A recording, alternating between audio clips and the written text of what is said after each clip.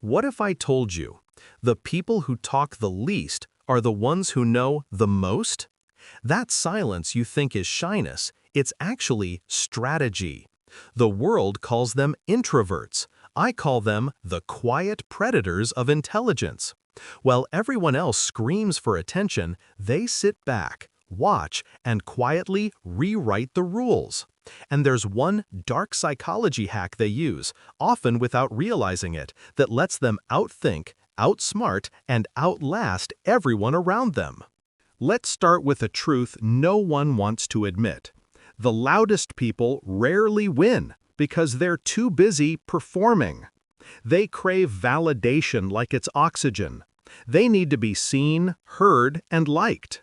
But introverts, they don't play that game. They don't need your applause.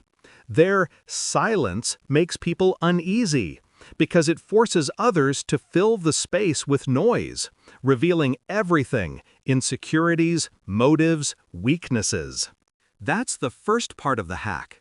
They let silence do the interrogation for them. You see, most people are addicted to reacting.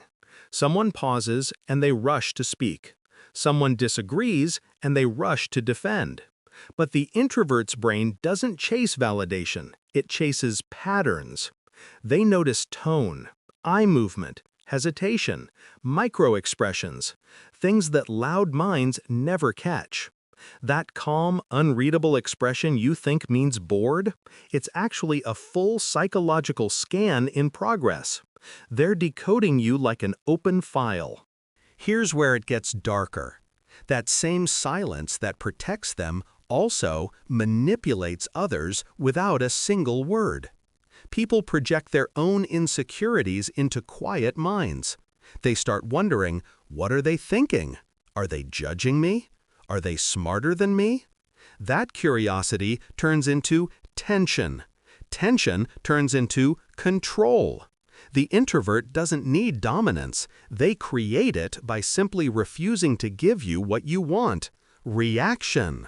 And when you think about it, that's terrifying. Because the most dangerous person in the room is the one who doesn't need to prove anything. Now, the real hack isn't some trick you learn overnight.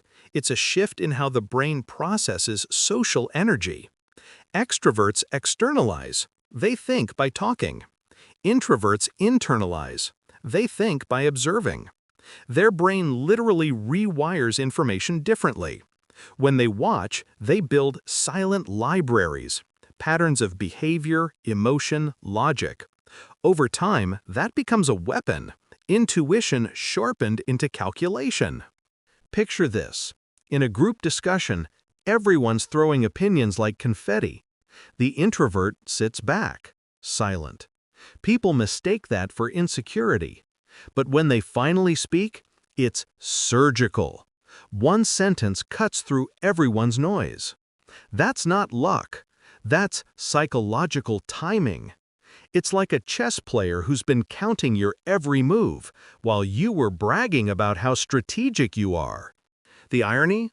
Most introverts grew up thinking something was wrong with them, that they were too quiet, too awkward, too slow to speak. But their very restraint trained a skill others can't fake: mental stillness. It's the ability to stay calm while others crumble under emotion. When people lose their temper, they lose their logic. The introvert watches, remembers, and later uses that chaos as data. That's the real danger of quiet minds. They weaponize observation. But there's another layer, a darker one, because introverts don't just study others, they study themselves. They replay conversations, analyze reactions, obsess over details. Some call it overthinking. I call it inner intelligence. It's the kind of self-analysis that builds emotional precision, knowing not just what you feel, but why.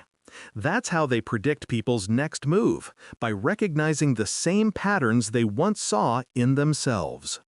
It's not magic, it's self-awareness turned inward. And yet, this level of awareness comes with a price. Most introverts live in two realities: the outer one they navigate carefully, and the inner one where their thoughts are louder than any conversation. That inner world is where they process everything: truth, fear, pain, lies, and turn it into understanding. That's why they seem detached.